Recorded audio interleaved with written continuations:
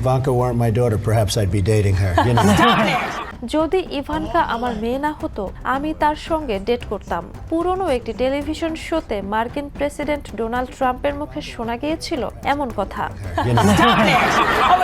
বিশ্বজুড়ে এখন সবচেয়ে আলোচিত নাম এপস্টেইন ফাইল। বিশ্ব রাজনীতির শীর্ষ নেতা, রাজপরিবারের সদস্য থেকে শুরু করে বিনোদন জগতের মহাতারকা, কার নাম নেই এই তালিকায়? এর মধ্যে সবচেয়ে আলোচিত নাম আমেরিকার প্রেসিডেন্ট ডোনাল্ড ট্রাম্প। কিছু রিপোর্টে বলা হয়েছে যে এই এপস্টেইন ফাইলের নাম উল্লেখ ছিল ডোনাল্ড ট্রাম্পের মেয়ে ইভাঙ্কা ট্রাম্পেরও। অনেকের প্রশ্ন, তবে কি ট্রাম্প নিজের মেয়ের সঙ্গে ডেট করার সেই বিকৃত ইচ্ছা পূরণ করেছিল সেই এপস্টেইন আইল্যান্ডে গিয়েই? যদিও এটি কেবলই একটি অমীমাংসিত রহস্য, যার কোনো দালিলিক প্রমাণ নেই।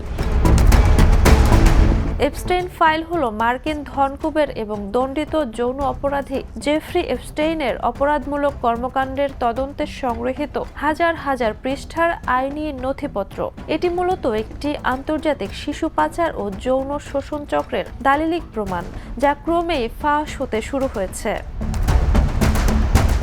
ধনাঢ্য ব্যবসায়ী জেফ্রি এপস্টেইন এবং তার বউয়ের কাজ ছিল বিভিন্ন দেশ থেকে শিশু অর্থাৎ 3 থেকে 9 বছরের মেয়েদেরকে পাচার করে এই দ্বীপে নিয়ে আসা, তারপর তুলে দেয়া হতো অনুষ্ঠানের পাশবিক অতিথিদের হাতে।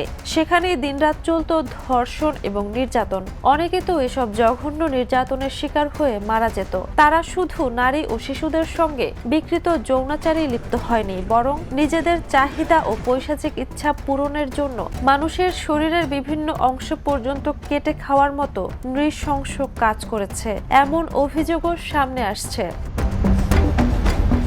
আন্তর্জাতিক ডেস্ক, দ্য নিউজ।